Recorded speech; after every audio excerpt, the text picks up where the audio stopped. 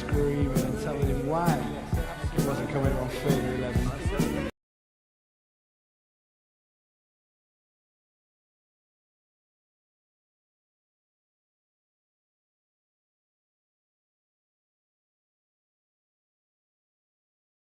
Okay, good morning, everybody. How are we all doing today? This song is slowly going to peter out. Then we'll get started. That's okay. Let it fade out. Sid and, I was about to say Sid and Marty. It's not Sid and Marty Croft. It's now I realize I don't know the names of the members of Pink Floyd other than Sid Barrett. Anyway, hello, I'm Larsen Halleck. We are into the new year. How are we all doing today? Good? That's good. So yes, we opened up with Money by Pink Floyd because it seemed oddly fitting. Not oddly, but it seemed fitting. It directly fits into the first story I'm going to do today. I'm going to talk about Swiss bank accounts being absolutely shocked to find illegal funds in their accounts. The Swiss banks are shocked. As we all know, a week or two ago, Operation whatever the hell it was kidnapped Nicolas Maduro and Senora Maduro from Venezuela. And we have a few things to say about this story, but the title story came from the Swiss federal government on January 5th. It's only a few days ago. With immediate effect, says the Swiss government, we are freezing any Swiss-based assets linked to Nicolas Maduro. If any turn out to be of illicit origin, Switzerland will do its best to ensure that these benefit the Venezuelan people. You know, I'm stunned. I mean, I've never... God, can you imagine Swiss bank accounts hiding illicit money from dictators? I mean, I've never heard of that happening before. I am totally stunned that this would happen. I can't believe this happened. I mean, I don't know. Like, if any of these assets are illicit, we'll give it back to the Venezuelan people. But I highly doubt that'll happen because the Swiss government has never done such a thing. I say with the utmost sarcasm. Fun fact, Swiss bank accounts still have, I keep saying bank accounts, Swiss banks, I should say, still have accounts from Nazi Germany. The funds are frozen, but they still get, you know, capital gains and interest, which they skim off the top. So, out of curiosity, let's do a little mathematics. Let's see, how much interest would a bank account with, let's say, $1 billion accrue yearly? You know, I am wrapping up my economics class in school. We didn't go over Swiss bank accounts in fascist dictatorships, or communist dictatorships for that matter, and how they skim off the top. I mean, I must have missed that lesson when I was talking about, you know, municipal bonds and things like that. Although, fun fact, next week in my class, I'm going to be going over human rights in the workplace. And yes, I will be bringing up the wagey shuffle as a facet of modern-day employment. So I think that's a violation of human rights. Nonetheless, anyway, let's go to this. Okay, so it would depend on the APY, of course, annual percentage yield. So, you know, a basic savings account, you know, for us peasantry, you got about, you know, $100,000 a year from that. Or for a high yield interest account, which, you know, you and me will likely never have, you can make millions from interest. So, yes. Anyway, what I'm getting back to roundabout saying is that Swiss bank accounts are literally still making money off the bank accounts of, you know, Nazi German officials. They're still making interest on it, even though the bulk of those funds are still not being used. Boy, the financial industry really is just a bunch of, you know, sleight of hand shell game horseshit, which I do try to convey to my students just in a more polite and genteel manner. Okay. Ponythroat clarifies Sid Barrett, Roger Waters, Doug Walker, not the nostalgia critic, I presume, and Lucy Lacemaker. Good to know. Ponythroat then says, a giant pile of totally non-dodgy gold bricks from Germany in World War II. Yes, mysterious gold bricks and literal barrels of gold teeth in wedding bands, which have, totally untraceable backgrounds. I mean, those gold teeth could have come from anybody. I mean, we all saw the movie Bloodsport, right? Van Damme, punched the gold tooth out of that Arab guy's mouth. That Arab guy, very obviously played by a Filipino.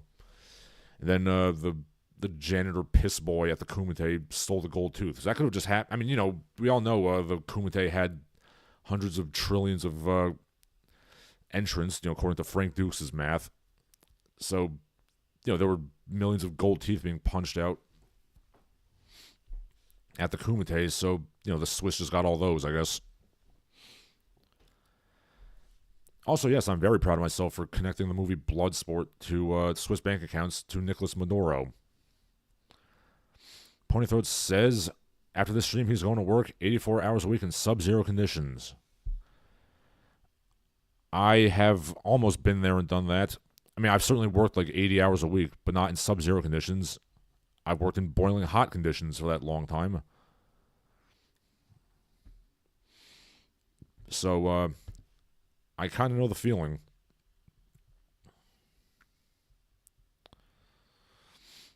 But yes, obviously, besides the Nazis and Nicolas Maduro, I mean, no other dictators ever put money in Swiss bank accounts.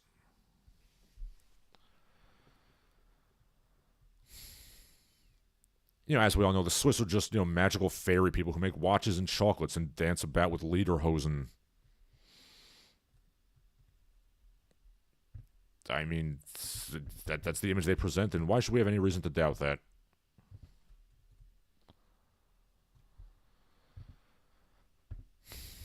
Just watches and chocolates and little cuckoo clocks and so on and so forth.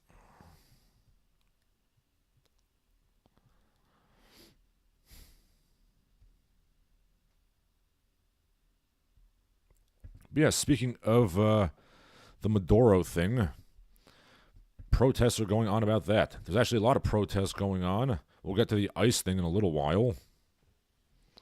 But yes,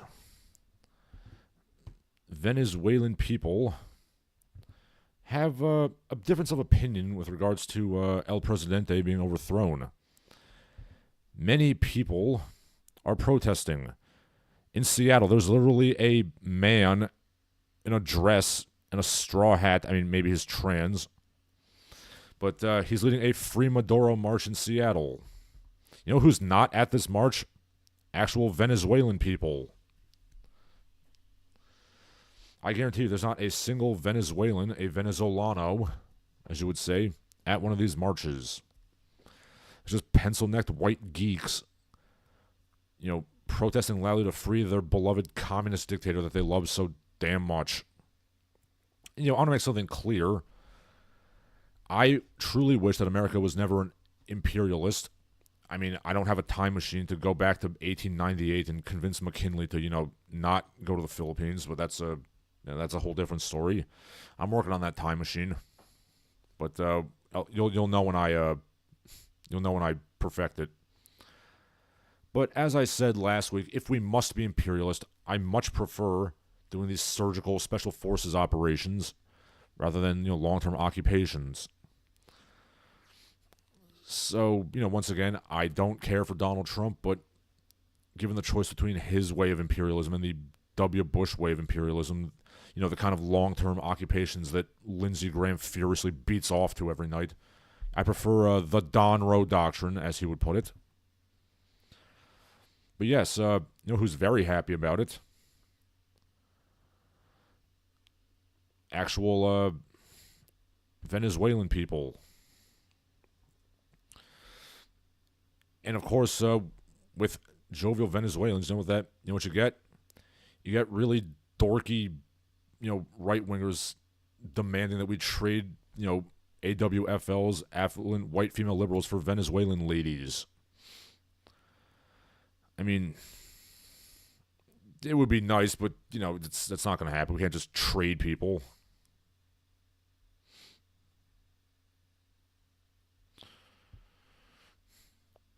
But yeah, actually at these like free Maduro protests, like actual Venezuelan people are getting into fights with the people. Actual Venezuelan people are very happy about Maduro being arrested. You know, as they should be. I'm not going to go tell Venezuelan people what they should be thinking about their communist dictator being overthrown. I've also seen TikToks where other Latin Americans are demanding that the gringo poppy Donald Trump do the same thing. In particular, there's a TikTok of a young Cuban lass saying, Cuba libre ahora, por favor. Please free Cuba now, please. You know, I don't know if Trump's going to do that. You know, it might be nice. Okay, let's see. We got some comments here. Honeythroat says, the Kumite had a giant pile of gold teeth in the same way that Mike Tyson fights had giant buckets of ears. Yep, the big ear pile and the big nose pile. Yeah, it's like the Yasukuni Shrine at the Mike Tyson fight. Okay, Alpha Marigi says if they find a connection between the 2020 election irregularities and Maduro, then it's getting the laser cannon death sentence. Actually, I was just going to talk about that in a second, but we'll talk about some comments first. Biff Stankovic says the Youth for Human Rights International website. Alpha Marigi. Sorry, that was just my lovely wife texting me. Alpha Marigi says no leftist is a bad enough dude to save Maduro. Yeah, being a black tank top wearing bad dude who roundhouse kicks people in the face, that is very right-wing coded. Ponthfoot says, free Maduro, and I didn't even tip Donald Trump. Alpha Riga says, if PAL spheres became real, we'd trade people all the time. Yes, as the old joke says, if illegal immigrants were, okay, if you'll excuse the vulgarity, if illegal immigrants were, petite Asians and thick, big booty Latinos, like, white women would become the SS overnight. And I think there's some truth to that. Anyway, speaking of Francisco Maduro came to, he's sitting in his prison cell in America, and he is actually shocked at the mild treatment he's getting in American prison. And, that genuinely makes me happy to see that, as shitty as things are, there are still some good fundamental things about this country. If nothing else, America can always, stunt on the communists, if nothing else. Yeah, so Maduro very surprised by how many rights America grants its prisoners. Now, this is interesting because if you were to ask, your average Reddit leftist, they'd tell you about how evil and oppressive America is, and et cetera, et cetera. But then the literal communist dictator says otherwise. As many people have pointed out, this is the, Boris Yeltsin goes to the supermarket moment. For those of you not aware, whilst on a diplomatic envoy to the United States, Boris Yeltsin went to the supermarket in, I want to say it was Houston. What the hell was he doing in Houston? I don't know, but yeah, Mr. Yeltsin. Actually, come to think of it, it's Boris Yeltsin. He's probably just looking for a bottle of Jack Daniels. Anyway, yeah, Mr. Yeltsin went to the supermarket. And there's a picture of him just being totally stunned at the abundance he sees. And it was at that moment that Mr. Yeltsin realized that the Russians were going to lose the Cold War. I would dispute the fact that America won the Cold War, but that's a whole different story. The communists are here now, but I digress. Anyway, Boris Yeltsin then presumably went to a open-air concert and broke down some sick dance moves, which we've all seen.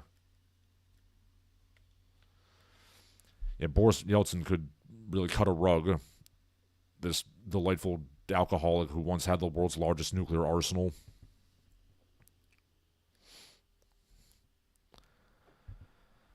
Okay.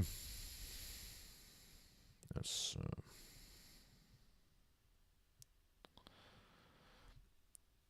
now, to be fair, though he may be in prison, Nicolas Maduro is still a foreign dignitary, so I don't think they're giving him neutral loaf in prison, which, for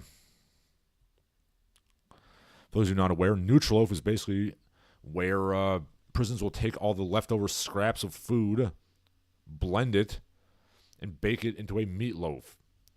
It is a nutritionally dense food that apparently tastes like shag carpeting, from what I've heard, and it is barely palatable if you dump like a bucket of hot sauce on it. And some prisoners are actually suing, saying that it violates the Eighth Amendment. But you know what? I am glad. I am glad that at the very least, America is more free than Venezuela.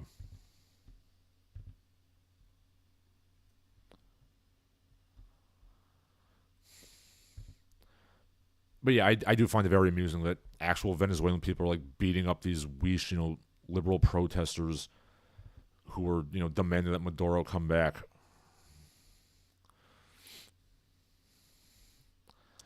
But don't you know that these American leftists, they know better than the actual people from those countries.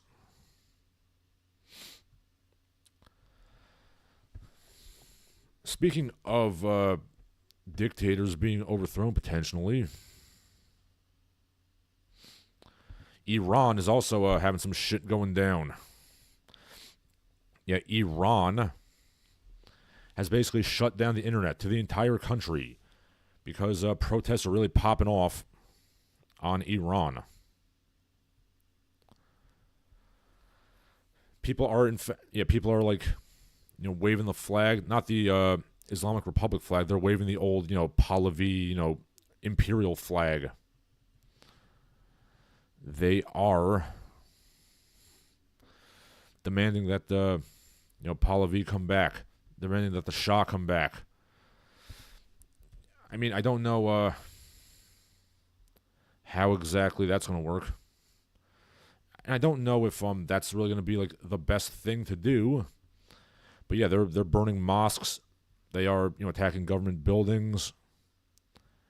And I am hoping that they succeed. I really do hope that they overthrow the Ayatollah.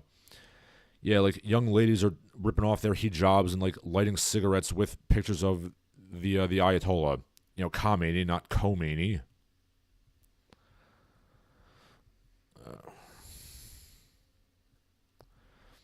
Some people are saying, we should have, I hope Iran converts to Christianity. You know what? I don't. I hope they go back to the old school. They kick it, Zoroastrian style. I really do. Some people are also demanding that Iran change its name to Persia, or unchange its name back from Iran to Persia. Now, Iran, or Iran Shah, is historically the name that they've called themselves. What makes people a bit uncomfortable is that it literally refers to the land of the Aryans, but that's a whole different story. But yeah, I mean, let's also point out that Persia has much better stroke in the public conscious than Iran. When you think of Persia, you think of the Prince of Persia, you think of cats and rugs and gadding about and all that stuff. Iran does not sound very nice. At Roman Helmet Guy on Zitter says, I'm 100% serious about this. Iran, bros, need you to win and rename your country to Persia.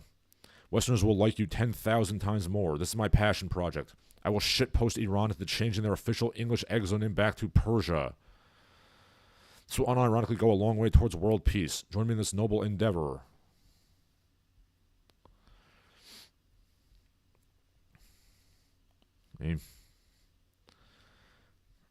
I just hope we get some Shiraz on the market again.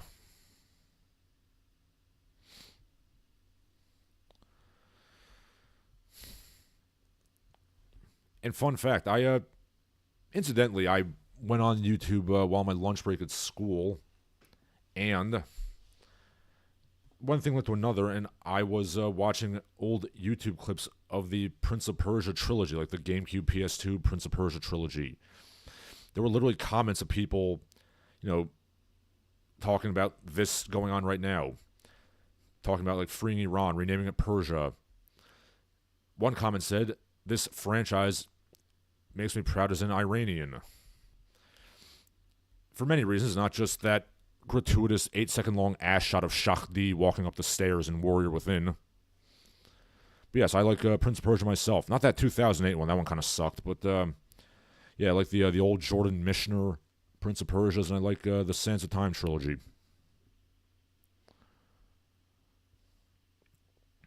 Okay. Looking at some comments here. Ponythroat says, Bad Dudes vs. Dragon Ninja was the first arcade game I ever played. It doesn't have the famous line. Yeah, it doesn't. You don't get that briefing from, flat top sunglass man. Ponythroat said Brezhnev had the world's largest eyebrows. Well, I mean, he also held the world's largest nuclear arsenal. But that's a whole different story. And Brezhnev was a welcome change of pace from the brutality of the Stalin years into just a dull mediocrity, which is really the impression I got while reading much of Soviet history from the Brezhnev era. Besinkovich says, should send Maduro to Giselle's prison. I think he means Ghislaine Maxwell. Actually, I said Francisco. Nicolas Maduro is in the same prison as Luigi Mangione. And I think he's in the same prison as P. Diddy as well. So, they could oil up and do whatever P. Diddy wants in that prison. Okay, Ponythroat says, you could probably sell Nutrilife as a health food with YouTube sponsorships.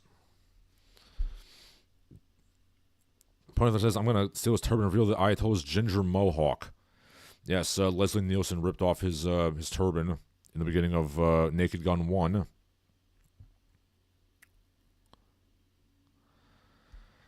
Okay, Alfred Rodriguez says he had a Persian landlord. I'm not going to pretend like I've known that many Persian people in my life. A couple of girls I very briefly dated. That's about it. Didn't last very long. Ponythroat says Prince of Iran doesn't roll off the tongue. Absolutely. Prince of Persia sounds way cooler. And fun fact, there literally is a Prince of Persia. The exiled Reza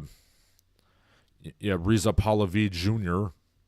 He's the dethroned Iranian crown prince. His father, of course, Pahlavi Sr., was a guy overthrown in 79. Yeah, he's really itching to come back. He's literally the Prince of Persia, and he's gonna like run up the walls and jump over the spikes and use that Sand of Time dagger and go back to the 70s and set things right.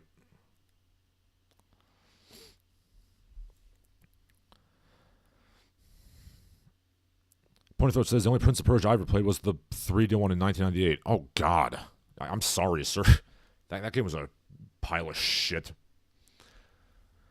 Yeah, look, you want to play Prince of Persia, you got to play the original two, the Shadow and the Flame, and the original,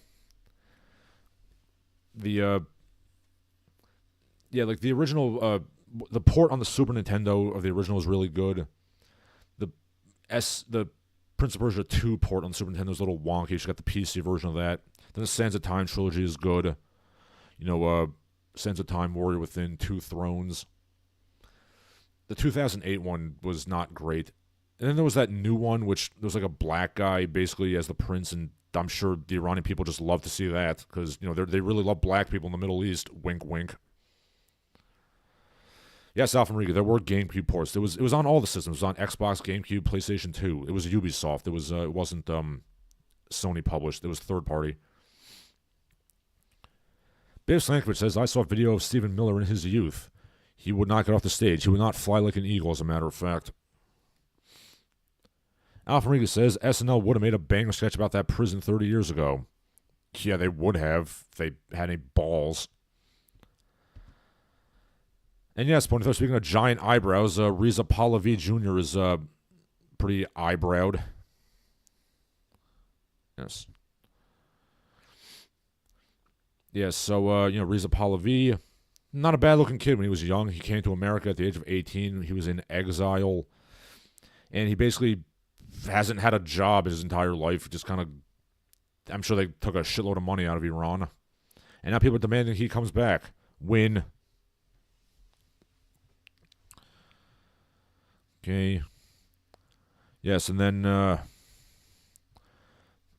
if Reza Pahlavi gets back on the throne, he'll be the king of Persia. As far as I'm aware, there will be no prince of Persia, but there will be a princess of Persia. The crown princess Noor Pahlavi. She'll be the first empress of Iran since the Sasanian era.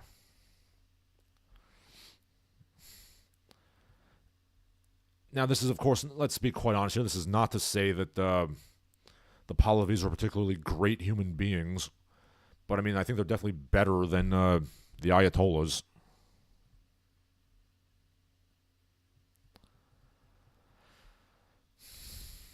Somebody comments, there's something ridiculous about monarchists for the Pahlavis, a family of nobodies who were installed on the throne by a British coup, who lasted 2 generations before being thrown out. I mean, if you think about it, aren't most royal families, especially in the third world, basically just stooges put on the throne by either British or French people? And frankly, I support the Pahlavis over the Qajars, certainly, because the king of the Qajar dynasty had this really weird thing about fat, dumpy women with mustaches. He just could not resist them for some strange reason.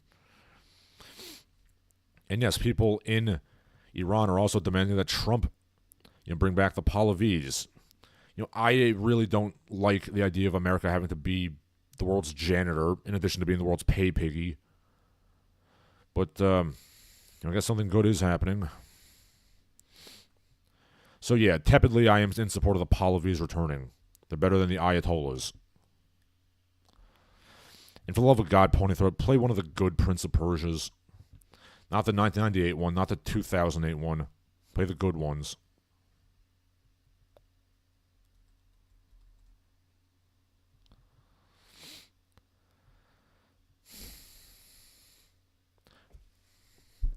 Well, let's just in conclusion with Iran, let's just hope the British don't just give us false information so that we, install a puppet for them again, because they already did that in 1954. So yeah, let's just hope that doesn't happen.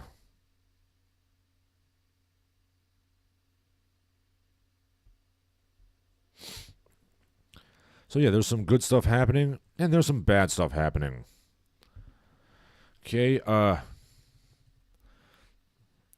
there's Transduans conspiring in Minneapolis to be specific. There was, of course, the unfortunate Renee Good getting shot by the police officer, allegedly because she was trying to run him over in her car. I don't know, that's what they said. I don't know if that's true or not. But I mean, the situation in Minneapolis, in Minnesota, is not great. There is, of course, the ongoing issue of, massive amounts of welfare fraud going on in the state.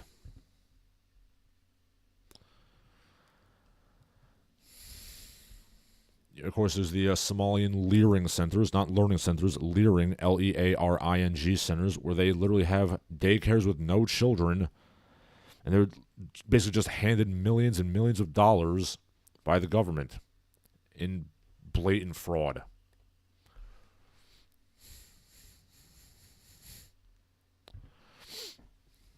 These people are literally driving around in Rolls Royces, and they don't even have kids in their daycare centers. I don't like blatant fraud and theft, but I especially don't like fraud and theft that doesn't even respect the people that they're scamming. Like, you literally go to these, daycare centers, there's nobody in them. Like, you couldn't even just have a bunch of stay-at-home moms bringing their kids and just kind of rotating, pretending to be actors. Or they would be actors pretending to be daycare workers. Like, just a tiny bit of thought. They would have gotten away with this scot-free. Also, spelling the sign correctly would have helped. But no, I'm honestly insulted they think we're this damn stupid. But hey, I mean, they fooled Tim Waltz and the, Minnesota, Scandahoovians, so I guess they are that stupid. Oh, and by the way, there's literally a Craigslist post in the Twin Cities area where daycare is hiring child actors for 3-day contracts. Hello, my family runs daycare here in the city, and we have for over 5 years. Monday, when funding was cruelly stripped away from us without cause. Due to this insane poor decision, clear in white supremacy, we had to close our doors immediately. Yeah, I'm sure the white supremacists are why your fake daycare got closed down. You know what could have prevented this? Having children in your daycare. You could have had children, and nobody would have investigated you because you were actually taking care of children.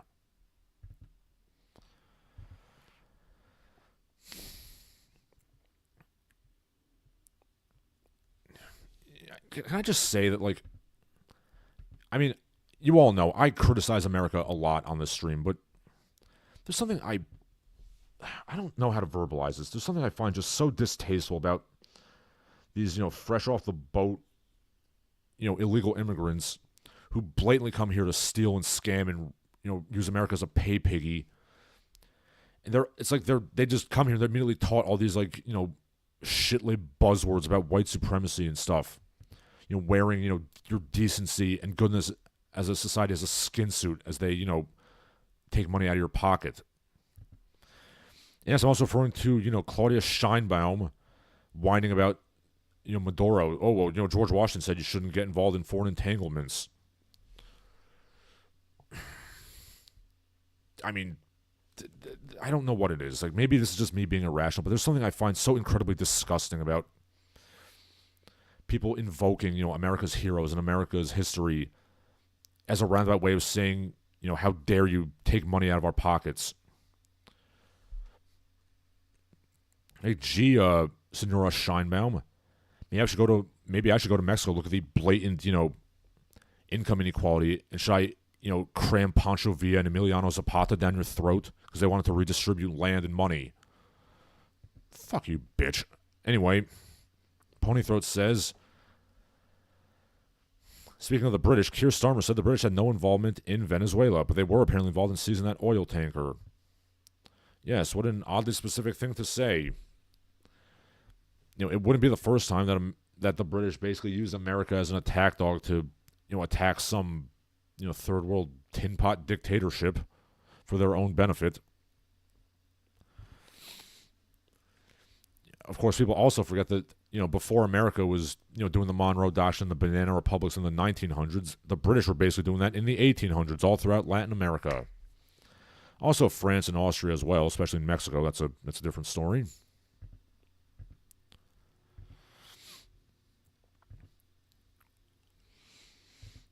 Oh yeah, also fun fact. The Trump administration is actually posting welfare statistics, country of origin and households receiving American taxpayer handouts, calling out Somalia, Afghanistan, Mexico, Haiti, Cuba.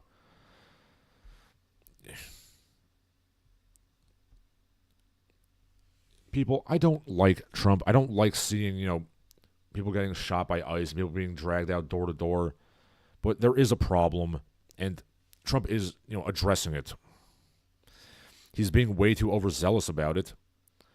But as I've said, we've basically had, 50 years of unimpeded illegal immigration. I legitimately think there's got to be at least 100 million illegals in this country. And, I'm sorry. I don't like seeing what's going on. But are you going to, gently, due process all these people? It's unlikely. I mean, we never should have let the problem get to this point in the first place. But yeah, people are protesting. There's mass protests against ICE. Melt ICE, they say. The same people who are doing this are the same people who are literally saying, let's not arrest drug offenders. The Seattle mayor, Katie Wilson, who just has that, castrating kindergarten teacher face.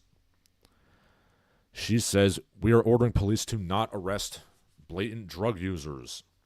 This is a woman who's 43 years old and basically lived with her parents until she got elected mayor. Just FYI.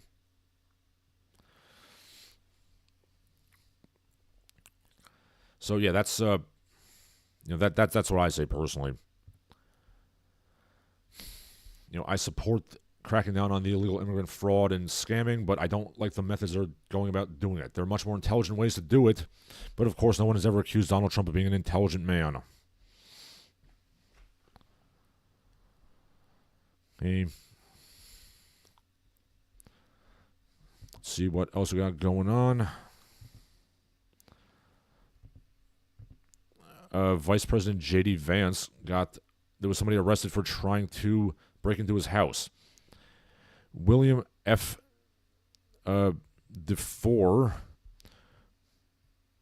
who is actually real name Julia DeFore, who is a pudgy chipmunk-cheeked trans woman, is facing federal charges. Screw you don't deserve, your preferred name. He assaulted an agent, criminal damaging and trespassing after breaking 4 windows trying to enter J.D. Vance's house and kicking an officer during arrest. The attorney and mother attribute the incident to mental health struggles. Well, yeah. And this person remains in custody.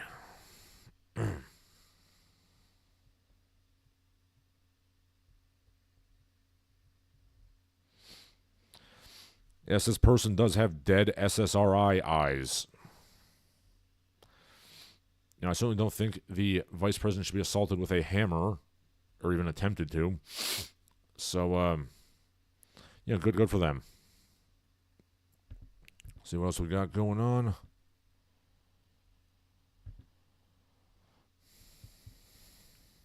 I'm just going to go through my notes here.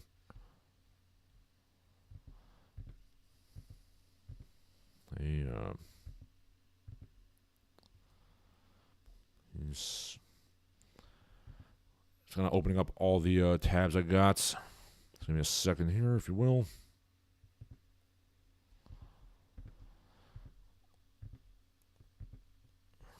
Okay, so what do we got? We have doings a transpiring. I keep butchering that phrase. There's doings a transpiring in Germany.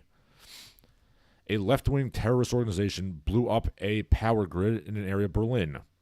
45,000 people have no power, no heat in deep winter. The government ran in and immediately evacuated immigrants, leaving, actual German people, the elderly, the sick, the children, in their homes. Was, screw them, I guess.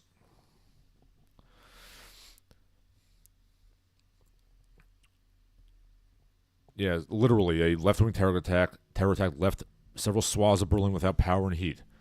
German officials evacuated the refugees with massive air quotes, and left elderly people, including cancer patients, in the cold. Some people are accusing the terrorists of being sons and daughters of academics and politicians in Berlin, similar to the Weather Underground in the United States in the 60s. They're all like, rich kids, doing leftist terrorist attacks.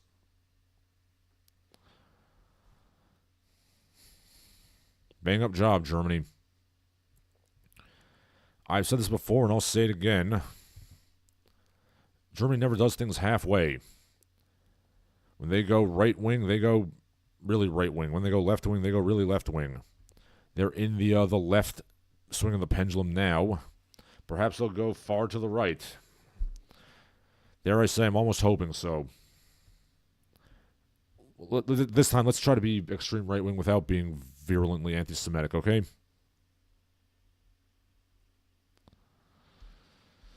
Okay. Bislankovich says the guidance counselor in South Park is in ice. Mr. Mackey. Bislankovich says, what about the planet assaulted or Pelosi with a hammer going on him? He got pardoned. Yes, Nancy Pelosi's husband was also attacked with a hammer for some strange reason. Possibly rough trade, but yeah, he's in prison too, I believe. Oh yeah, fun fact, that German terrorist group that blew up the power grid had a long rambling manifesto saying that the global north, i.e. the rich countries, must deindustrialize for the sake of the global south. Now, this is literally what our politicians and leaders want us to do. And, they are bringing us down as the global south comes up. So we're all going to meet in the middle somewhere, some kind of dull mediocrity. Also, this manifesto has lots of mentions of patriarchy for some strange reason.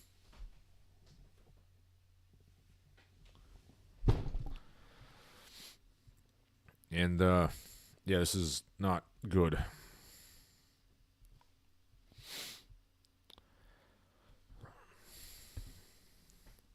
All right, so let's see what else we got going on.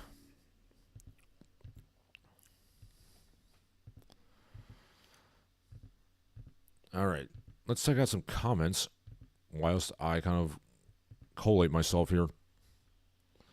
Okay, no comments since the last ones I posted. All right.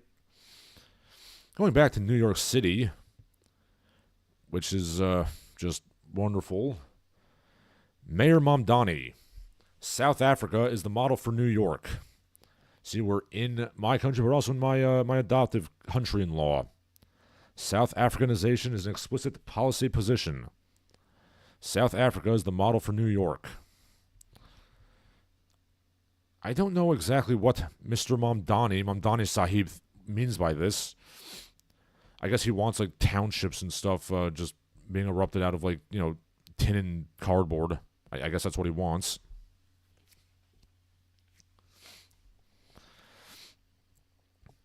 Oh, by the way, as of 2025, the World Atlas, the top 2 most dangerous cities in the world are both in South Africa, Pietermaritzburg and Pretoria.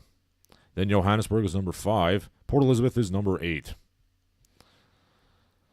Hey, at least New Orleans is finally not in the top 10.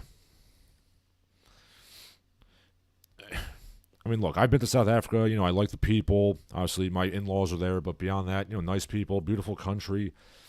Politically, I don't think it's really the model for anything. But that's not what Mamdani says.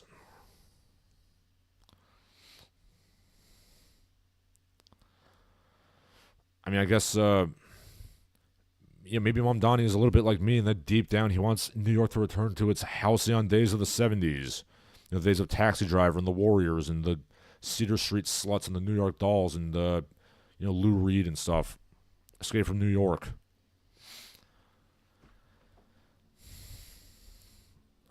I think there's easier ways to do this.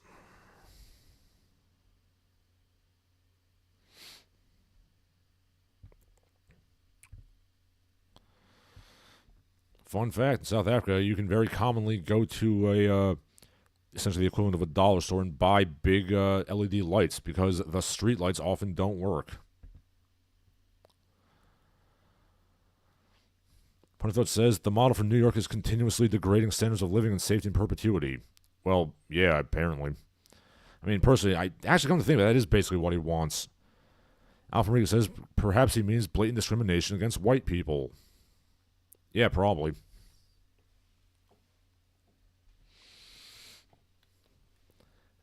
I mean, like any communist, Mamdani is not, of course, going to live with the, results of his idiocy.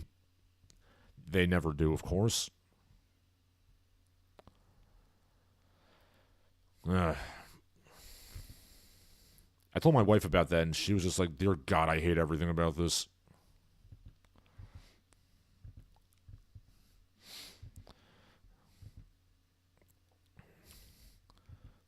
Okay. What else we have going on?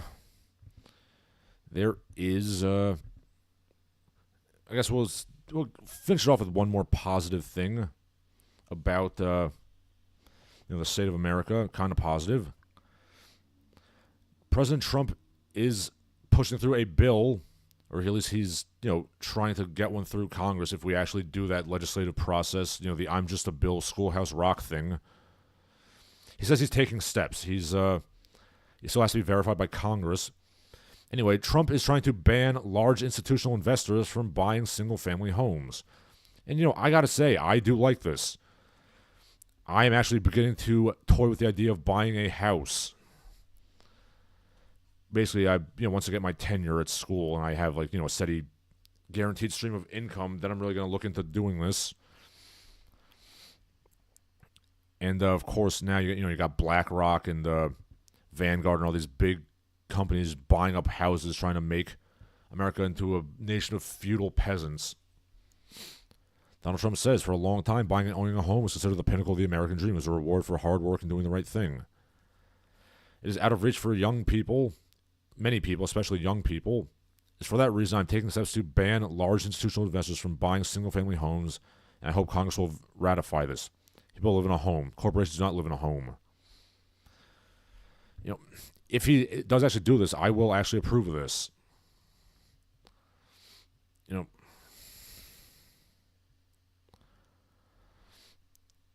Could this be, in fact, just a bullshit bill that'll get vetoed just so Donald Trump can look good for his little cult of personality? That is a strong possibility. But, if this goes through, I will definitely support this. And I guarantee you that the libertarians in Congress are going to be furiously against this because it's not free market. The corporations have a right to just buy up everything and own everything. That's the free market in action, sir. I mean, if there's nothing libertarians love more than just corporations, bending the country over a table and worshiping corporations. But yeah, let's see if this happens. This is on the 7th. It was a few days ago.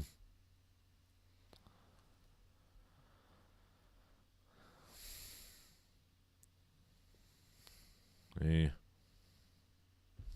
Let me just look up to see if anyone has whined about this, because of free market.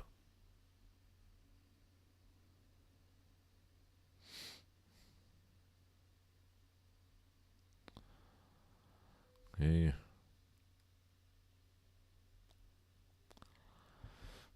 But yeah, I hope this works. Alfredo says, didn't bus fare go up when Mamdani was campaigning on free bus fare?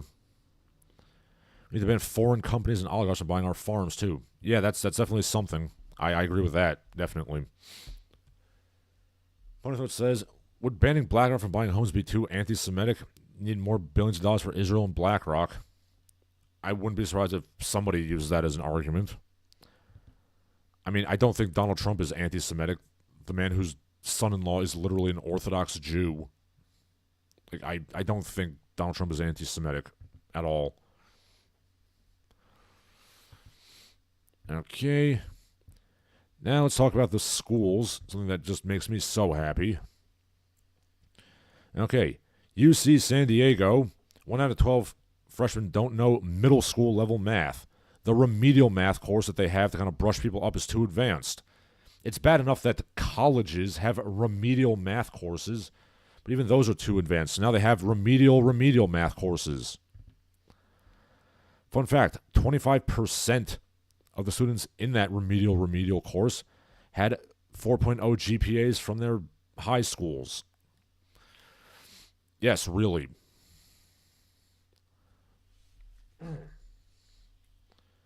I mean, I guess I shouldn't be surprised.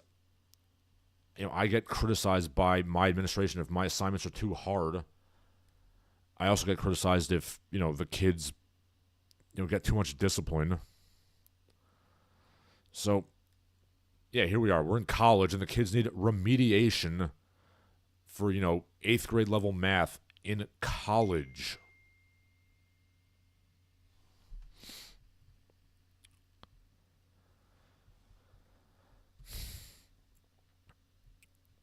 Boy, what's great? That Diggs Power case where they basically banned IQ testing for employment. That did this country great, didn't it?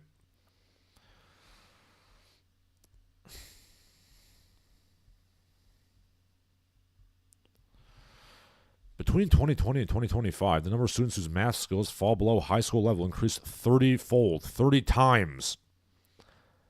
70% of those fall below middle school levels. Jeepers H. Crackers, as Ned Flanders would say. Do we have to just force people through college? There's nothing wrong with learning how to resole shoes.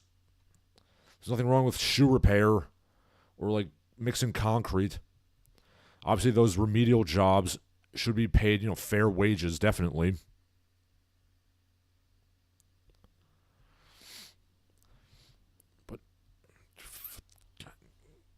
can't even put into words how much it angers me that college is being degraded like this.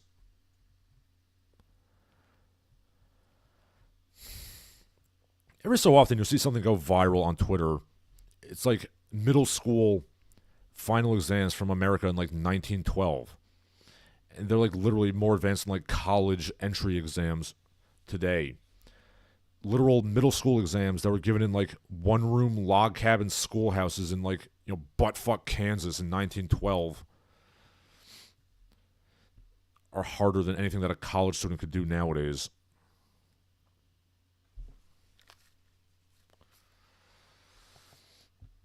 Maybe there is something to be said for that adult daycare conspiracy that goes around fairly frequently. The idea that, like a lot of jobs and higher education is basically just glorified daycare centers for adults because so much of work can be automated or, condensed into one person using technology that they need something to just keep people from going stir crazy in their houses.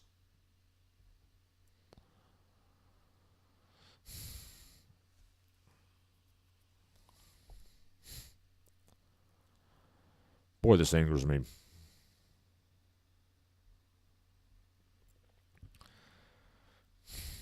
Why does America choose to handicap itself? I don't know. I mean, I have an idea that the people want like a population of, retarded peasants who will just do what the government says, and they could be, bribed by like handing them wheelbarrows and like toilet paper. But I really wish we wouldn't do this. Alfreda says if they're that dumb, they need to go to city college. I mean, even a community college should have higher standards than that. I mean, community college is supposed to, like, be a way to jump up to, proper college or get, like, an associate's degree in a trade. There's no shame in working a trade.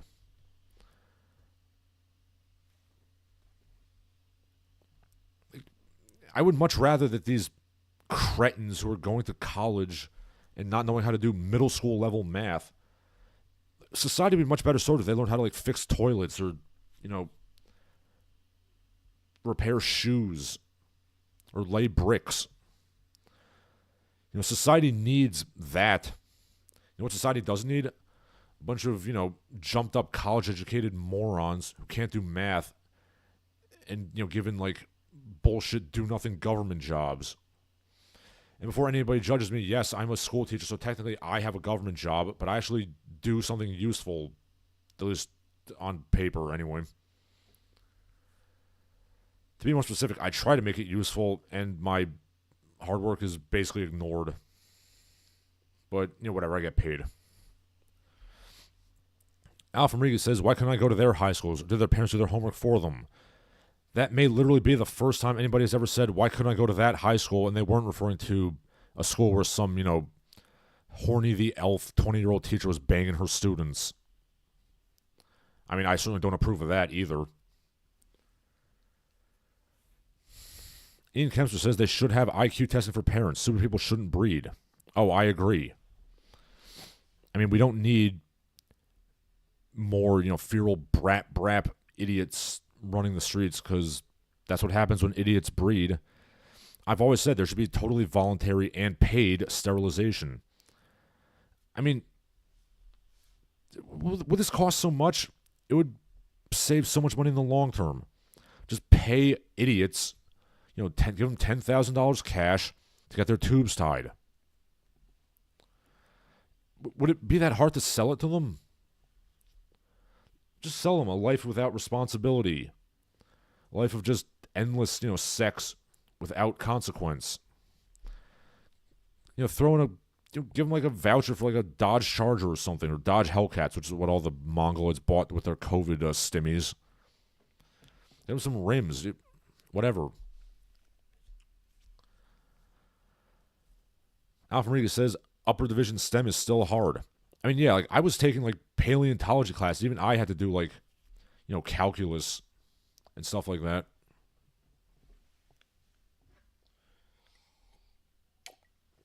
And, mini squirrel, computer programming and what have you. I mean, I've never had to do it really in a professional context, I can still do a titration or use a PCR machine. Ian Kempster says most trades are recession-proof and a Hellcat is a garbage auto. Yeah, it sure is. Yeah, unfortunately, I don't really have a skilled trade except for cord weighting. Like, I can make some rope pretty good. I mean, that's not really a trade anyone needs anymore. You know, we don't need more shoes selling lamp oil, rope, and bombs. But hopefully someday we will.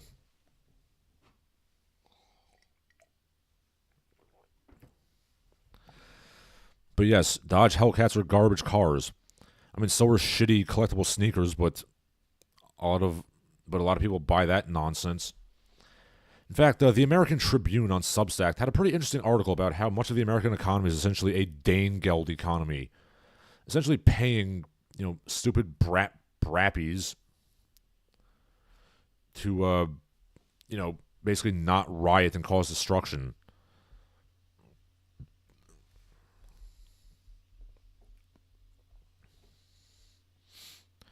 And they cited things like, Dodge Hellcats and collectible sneakers and how, cutting off welfare funding literally caused a sneaker recession.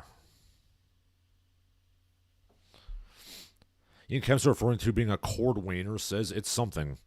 Yeah, it's a useful skill. I mean, you always need rope.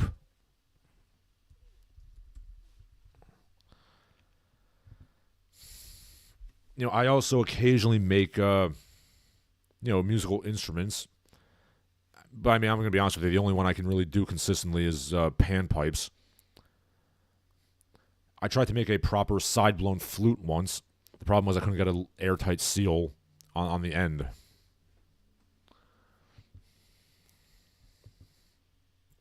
Okay, Ian Kempster says, buy Toyota. I drive a Hyundai. It's pretty good for me. Panther says, I can operate an arc welder. That's very good, sir. I mean, I also should do roofing and bricklaying. I mean, that's kind of skill, but it's not really like that much of a skill. Yeah, so the M18 Hellcat was a tank destroyer. It had a massive 78 millimeter gun, but light armor, 55 miles per hour. It was the most effective U.S. tank destroyer of World War II. Had a higher kill-to-loss ratio than any other armored vehicle fielded by American forces in World War II. Okay, 2.3 kills for every one lost in Europe, and when you add in the Pacific, it's 2.5 to 1.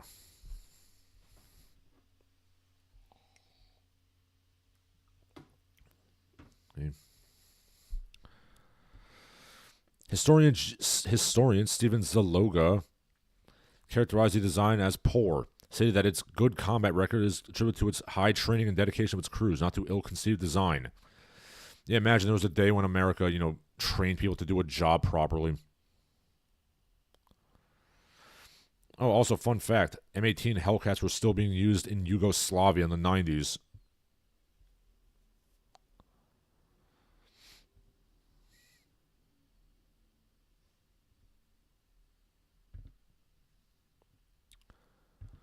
Okay, let's see what else we got. Kempster is always a demand for entertainment. Yes, always. I mean, if anything, my trade is probably being a itinerant musician. If I had to say I have a trade at all, I mean, I've actually been, paid to play music, been in bands, been on the street playing.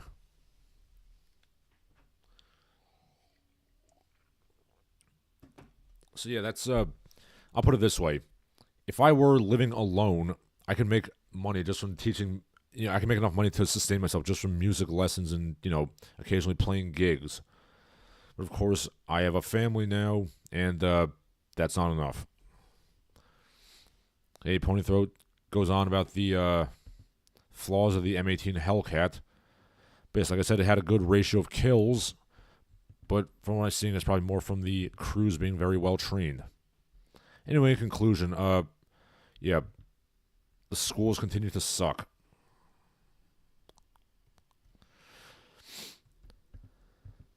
Okay, speaking of the Army, the Woodlawn Cemetery in Compton, California, has had bronze and copper plaques ripped off of headstones, especially from soldiers' graves. They're being sold as scrap. Yes, Compton actually used to be a very nice place, so much so that George H.W. Bush had a house there.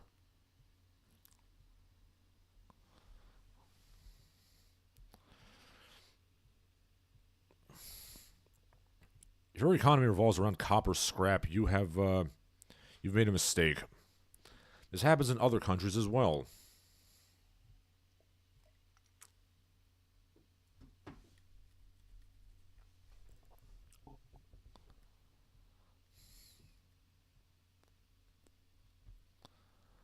Anyway, let's get to the silly side of things. First off, there is a hat for sale. It's a beanie that blocks Wi-Fi and 5G. People who suffer from brain fog are calling it a game changer. Your ears do not deceive you. They have gentrified and yassified the tinfoil hat. It is a much more jaunty little cap that protects your brains from the mind control waves. So says Havenware. Do you feel mentally foggy after hours on your phone, laptop, or Wi-Fi routers? You're not imagining it. Invisible radiation is everywhere. Long-term exposure can disrupt sleep cycle, increase oxidative stress, and affect cognitive performance. We've designed the EMF blocking beanie. It is a barrier that blocks 99% of Wi-Fi, 5G, and Bluetooth radiation to your brain. I don't see how they wouldn't go through, your face, but whatever. I mean, I'm going to kick it old school. I'm going to wear the old tinfoil hat.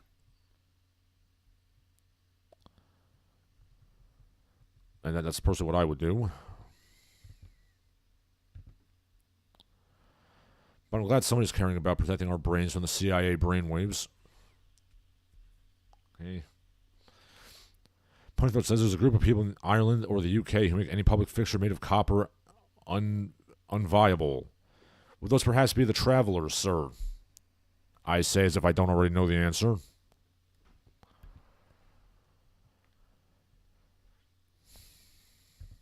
Okay, what else do we have going on? Okay, in silly magazine news, a far-left magazine shuts down after an Indian migrant editor rapes Antifa activist. She then made him read feminist essays to shame him. He then raped her again. What can I say? Okay,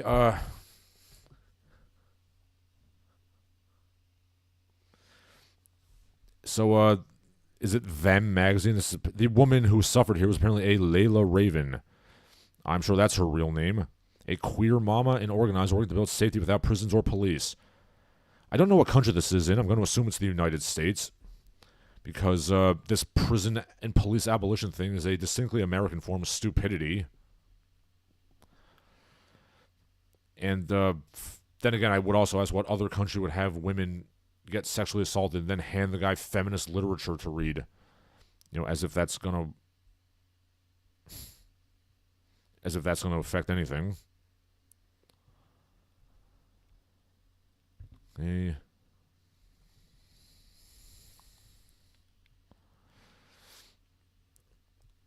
This is a really absurd story. And to be quite honest, I think both these parties kind of deserve each other.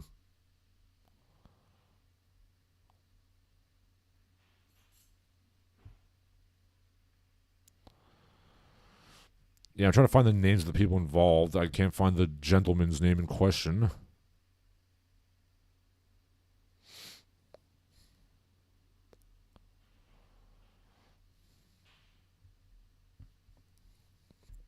Check out some comments. Okay, Thomas Boyd says, late for my Saturday morning entertainment. Better late than never. 23rd says, that's so Raven. Thomas Boyd says, it's more widespread in Canada. Yeah, probably. It's like my wife talks about how bad things are in America, and yeah, it is, but, I just don't see, is any country doing that much better? It seems like everywhere you go, it's the same cuckoo bananas clown shit of, blatant anarcho-tyranny, basically softballing criminals and just, bending over for just society going to hell in a handbasket. I just don't see any point in leaving America, because it's like you're going to just retreat to the same shit that, you ran away from. Okay, in Los Angeles, armed robbers hit an LA store and escaped with $500,000 worth of Pokémon cards. I wasn't aware Pokemon cards were still worth that much money, but boy, I really, really, really wish my parents could find my Pokemon cards from when I was a child. They're all in Mylar bags. They're all in mint condition. I would be making absolute bank if they could ever find them.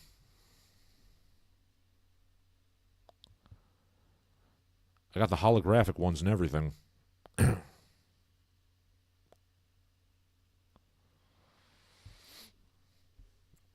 The post goes on saying, I saw a thread once where a FedEx worker stole a first edition Charizard worth $50,000.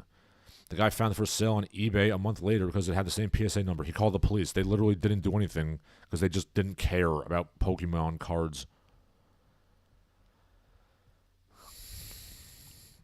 But, yeah.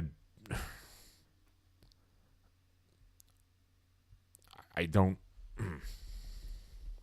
Where are my goddamn Pokemon cards? I mean, that would be a good, if one card's worth $50,000, I could probably make a few $100,000 with them.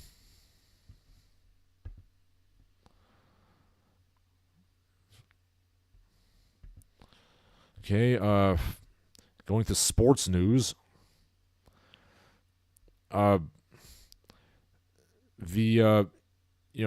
MMA freak show fights are going on. Of course, a freak show is defined as any fight where there's a gross mismatch, either in numbers or weight or anything else. It's kind of like that old, I forget who said it, but it was like, how do you define pornography? I don't know, but I'll know it when I see it. Anyway, not to be outdone by Eddie Hall, the world's strongest man, clobbering those two Italian guys, Poland had its own freak show fight. 6'8" former heavyweight boxer Mariusz Wach fought 3 influencers in an MMA fight. These 3 influencers who, 2 of them look like they literally crawled out of a sewer. One of them actually looks like a normal human being. Well, okay, actually I take it back. Really, only one of them looks like a sewer mutant. The other 2 look more or less normal. Insert joke about, by Polish standards here. I'm just kidding. I have nothing against Polish people. I'm joking. But yeah, there's a 6'8" former heavyweight boxer fought 3 influencers. I mean, are they even like fitness influencers? I don't even know who these people are. Because, obviously I pay a lot of attention to, Polish internet memes. Yeah, so... Boy, that one guy, there's this one bald guy who, I hate to say it, but, boy, the Nazis would have had a field day with this guy in propaganda, as, the Slavic Untermensch. And not only that, this guy is throwing some kind of weird, half-assed cartwheel kick, which misses completely. I mean, even Harold Howard would kind of judge you for that one, sir. So, yeah, I'm just going to watch this whole fight, the highlights. Okay, so basically, here's a... I'm not going to turn on the sound. I don't speak Polish. So, yeah, they're ganging up on him. They're punching him. The sewer mutant's punching him in the butt for some reason. The other guys are kind of ganging up on the front. He's kind of getting down, punching him in the ass. Then he's kicking. He throws that weird cartwheel kick that misses by a mile. Okay, so yeah, then Mr. Wach throws a nice roundhouse kick, which kind of hits one guy and puts him down. You might be saying, Larsen, how does this former boxer know how to throw a kick? Well, I mean, he is a professional athlete, or he was at one point. So I don't think it would be too difficult to teach somebody with that body awareness, how to throw a basic kick or two. Okay, and then the sewer mutant throws another, flying kick, which misses completely. Okay, one guy throws a decent overhand, which clinches up. Okay, the punching, he's throwing some elbows. He's got 3 guys hitting him, so he's just sort of throwing punches blindly, just kind of elbowing whatever piece of meat is in his hands. Okay, throwing a backhand, a couple of Superman punches. Okay, front kick to the sewer mutant, who goes down. I gotta see that kick again. Yep, kick to the sewer mutant. He goes down. Then he holds onto the fence and throws a back kick to the other guy who didn't see that coming. That was like the slowest kick I've ever seen. You could have just moved out of the way. And yeah, the 3 influencers are down. Wait, nope. The sewer mutant gets back up. Roundhouse kick, 2 hooks to the face. Then he goes down. And that is that.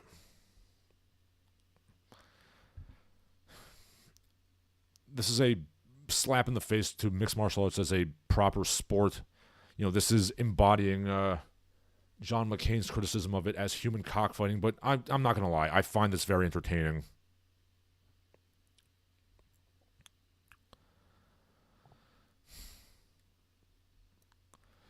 And you know what? I'm just going to say it. Dana White, stop doing this stupid power slap, power slap thing that you're doing, which nobody likes. And do stuff like this. Like, this is actually entertaining. Like, if you're going to make a absolute farce out of, martial arts as a sport, at least do an entertaining farce. People will watch this. Nobody will watch power slap. You know what power slap is?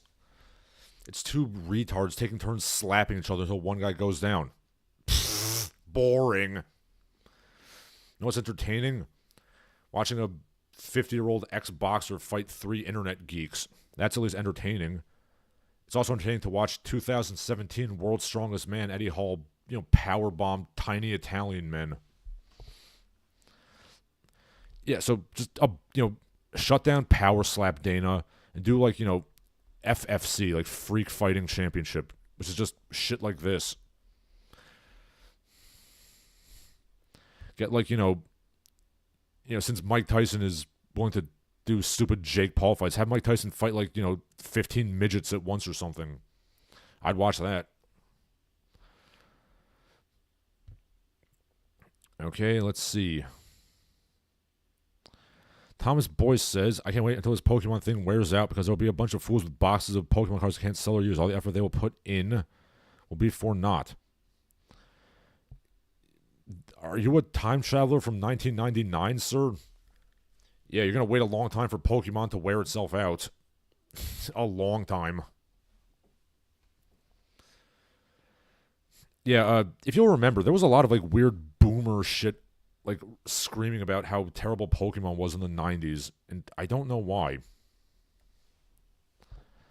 Anyway, Miss Lankovich says, the best world history teacher a student could ever wish for, and his faculty could appreciate his services. You go, boy. Yes, I think I'm a very good world history teacher. I mean, this is my 3rd year there. I got to get 1 more year for tenure. So, let's see if I can pull it off. Thomas Boyce says, have all combat sports turned into a joke? I mean, all sports in general have become a joke, really. Like, I was watching a video just this morning while I was sitting on the toilet, comparing, like, basketball rules from the 80s to today. It was like a travel in basketball in 1980. 1 step, you got to travel. Nowadays, it's like you can take 6 steps and not get called for traveling. So I don't think it's just combat sports. I think all sports have become just clown nonsense. Ponythroat says, if he looks like a sewer mutant, maybe he knows ninjutsu. I don't think this guy's good enough to be a Ninja Turtle. He's not even good enough to be a fucking Moo Mesa cowboy. And boy, I dug deep for that one. Ian Kempster says, boxing needs to make a comeback. I agree, it should. Awesome commentary. Ian Kempster says, ninjutsu isn't real. It's a LARP. I mean, an actual ninjutsu course, wouldn't it basically be just like a, high-level kickboxing combined with, like, Olympic-level gymnastics? If you want to do actual ninjutsu. Thomas Boyd says, I don't think boxing can ever since the Paul brothers turned boxing into a joke. I think the last good boxing match was Fury versus Wilder. Yes. Ian Kempster agrees with me that power slap is really stupid. You can power slap my nuts off your chin. Just giving free CTE. The true Joe Sundo orange belt. Sorry, just clicked on this. Power slap is the combat sports equivalent of a Habsburg jaw. Ian Kempster says, agreed, Pony Throat. We had things too good. Boomers got all bent out of shape in the 90s so they didn't have any real problems. Yes, that was a thing. I mean, there was literally like multiple movies in the 90s about how like, oh, I have a good job and I live in a nice neighborhood, but I just feel unfulfilled for some vague reason. Boy, we really did have it good in the 90s, didn't we?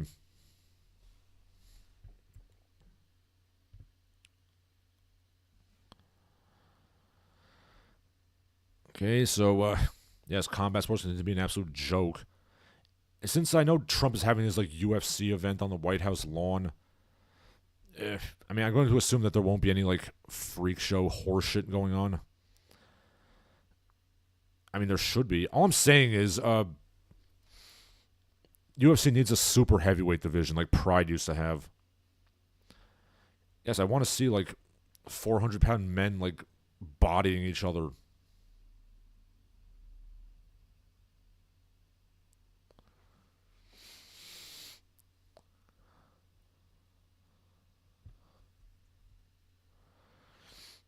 I love how Dana White is, like, against, the idea of a super heavyweight fight, but, power slap is, totally cool. Fuck Dana White. Okay. And finally, in celebrity news, Daniel Stern has been cited for solicitation. That's it.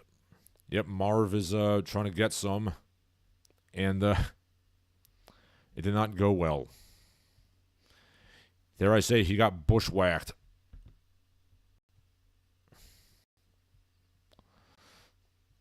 He couldn't cut that stone, or that bicycle movie Daniel Stern was in a long time ago. I don't know. Personally, I don't really care. Like, I support the legalization of, at the very least, non-pimped prostitution. Not because it's something I want, but because I think it's a necessary evil for society. But, I really don't care. I mean, he'll just get a slap on the wrist for this. It's not really a big deal. But I guess that's why they call him the Wet Bandit. I would imitate his, like, high-pitched shriek, but I can't. I mean, I'm going to assume that he just had a dry spell. Happens to the best of us, Daniel.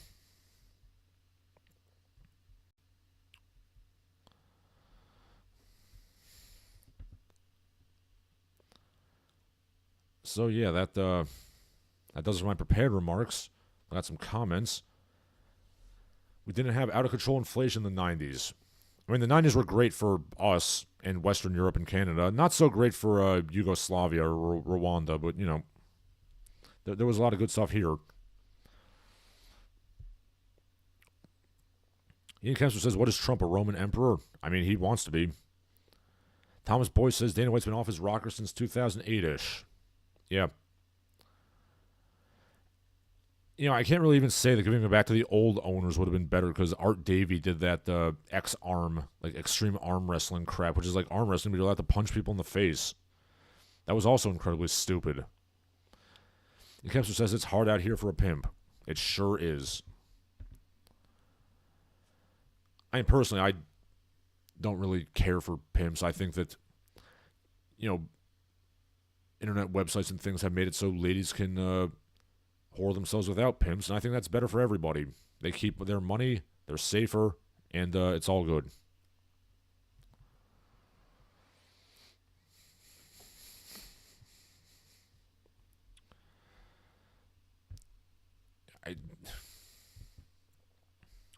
Not sure what Mr. Stern was thinking. I mean, I think he's still got enough celebrity clout that he can, like, get some for free.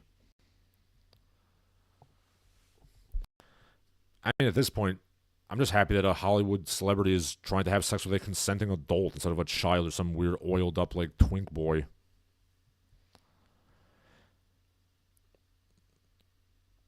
Maybe, I mean, he's pretty old. Maybe he just wants to prove that he can do it.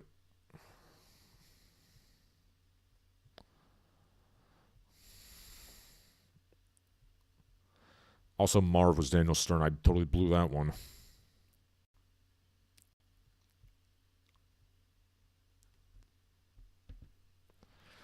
Okay, so yeah, that does it for my prepared remarks. Say your last pieces now, should you desire.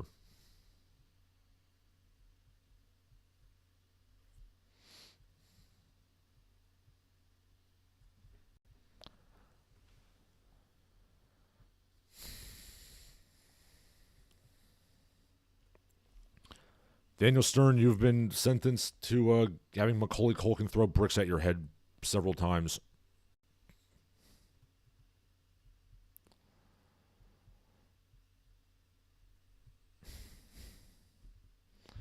I guess I'll read the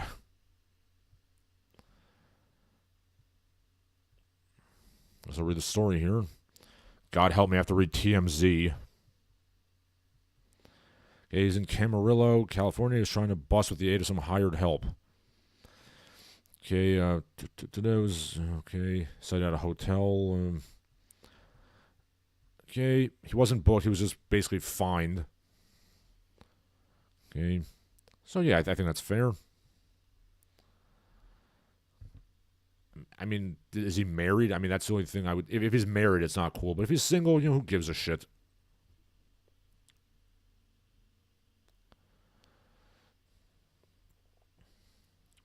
Okay. Biff Lankford says, wasn't he also in the movie Diner? Yes, he was in Diner. And since it's going to bother me, I have to go look up that bicycle movie he was in. It's not Born Free or Running Free, is it? Yeah, I'm pretty sure a movie about bicycling wouldn't be called Running Free. Just give me 1 second here.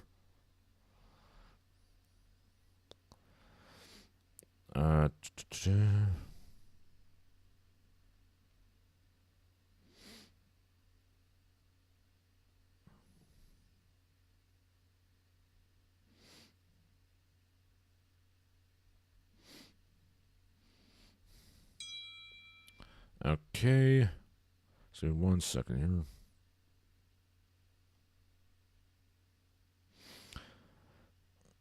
Okay, Daniel Stern is also, he paints in those sculpture. That's good. Breaking Away is the movie I was thinking of, the bicycling movie.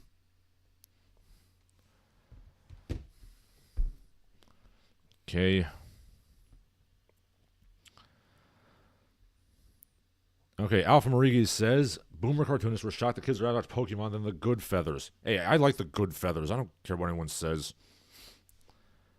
Shinseki Evans says Timothy Busfield arrested for pedophile stuff. Yeah, see, I mean, say what you will about Daniel Stern. At least he's soliciting an adult woman.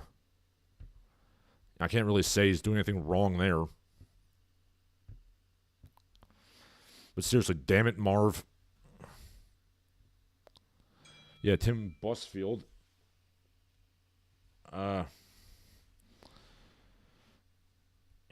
Yeah, from the West Wing, was charged for child sex.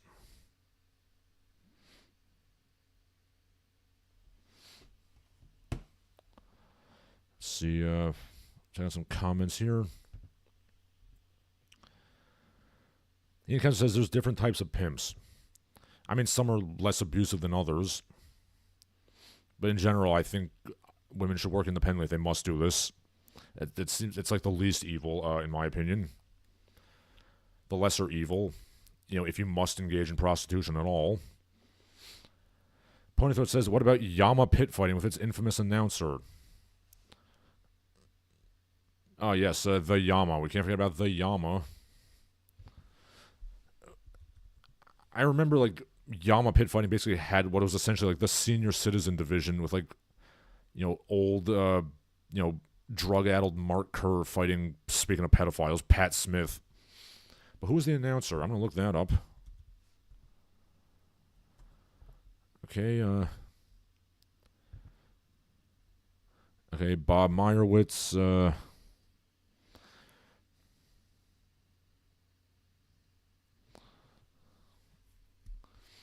don't know who the announcer was anyway.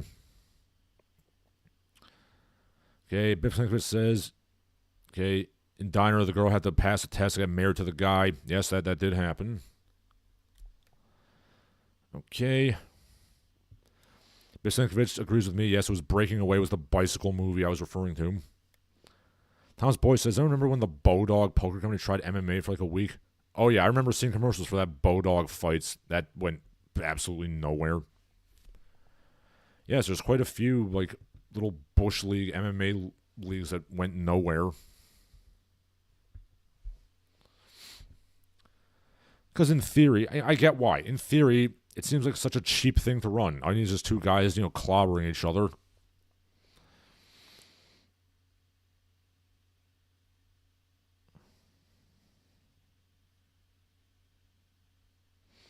But it's a lot harder than you'd think.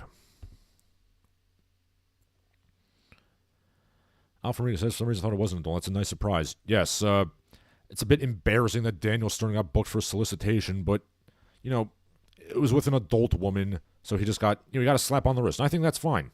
I think that's exactly what you should get if you get caught soliciting a consenting adult. Just a smack on the wrist, pay a fine, go home. It's a bit embarrassing, but nothing more than that. It's a victimless crime, basically.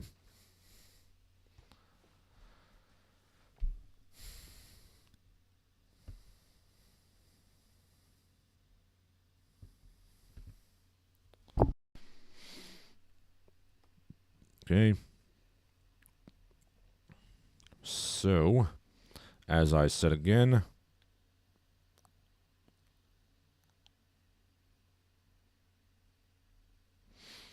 that does it for my prepared remarks. Say your last pieces. Should you desire, I'll give you a minute to do that.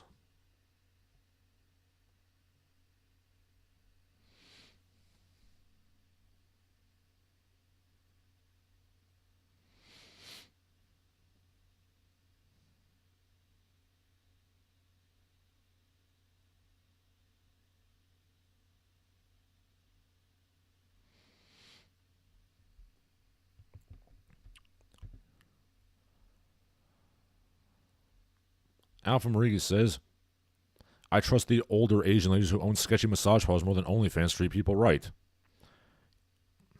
Yeah, probably. I mean, say what you will about the mama-san running a massage parlor. At least, at least she doesn't sell her farts in jars or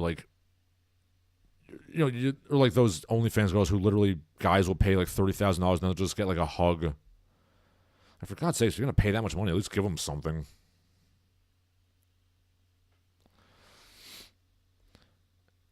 Okay, and with that, I'm going to end it there on that note. For Larsen Halleck, this has been Larsen Halleck. All of you have a good day.